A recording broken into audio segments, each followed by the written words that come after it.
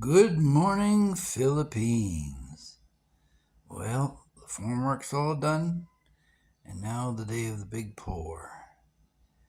Guys got here early, 7 a.m., and we had about 180 bags of concrete to mix up with the gravel and the sand. So we had two cribs going, and they quickly formed a bucket brigade and started setting it up so that things could flow smoothly. We weren't allowed to bring in a cement truck into the complex because of the overhead wires and the poor planning and the weak construction of the infrastructure. It probably would have collapsed had we driven a heavy truck over it. So the guys moving upstairs, they go back to the far corner and start from there. I don't know how many buckets we got, but those guys were working out there in the hot sun all day long. They set it up properly though, so we had very few problems. The penetrations for drains and all the downstairs wiring for the lighting below had all been put in place in conduits. So we started off in the far corner in Mother's walk-in closet area.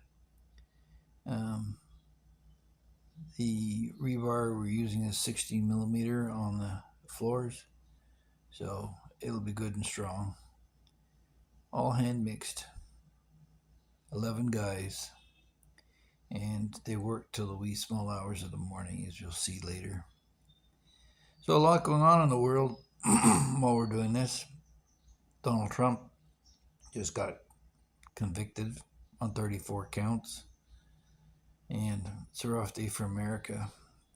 But we're in the Philippines now, and with good reason. So hopefully this will build a solid house for the future. You can see the rebar here with a diamond-shaped reinforcement. It's 22 millimeter and it's strong. These are the pucks that the guys made that'll slip underneath the rebar to space it away from the wooden plywood um, forming work. So here's the cocoa lumber underneath, and here's the top surface on the deck. And you can see where we put the concrete puck here as an example, and they'll be spread throughout the work. So that keeps it off the cement, on the form, and off the rebar, off the side of the form. So here we go through with the toilet on the right, and the black area is the balconies. You got metal roofing panels here, and over there is the drain for the corner. So we got all the electrical wiring laid out along the perimeter, and you'll see here that we've got the beam that's going to be laid out across the original house floor. We'll retain that. No point doing it twice. And it goes right across to the other side. Well, there's the area that we just looked at before the concrete was laid out in it. And we hadn't put in the drains yet. Here they are. You can see the guys are leveling it off as they go. And we'll walk around here. There's the washroom area right there. You can see it coming up through the slab. And those are the penetrations for the drains. The floor drain, shower, and the toilet. And there they are. They're setting up the last bits. And we've got it poured here now in this corner. So that's starting off. And they worked both sides initially. And I'm just watching this as we go through it and giving you some commentary. So it's a wet mix, as you can see. They want to get it in. And they did have a vibrator to get it into all the formwork. You may see that later on. But it was a long day. And yeah, we brought them lunch and dinner and a few Cokes, sugar them up to give them some energy.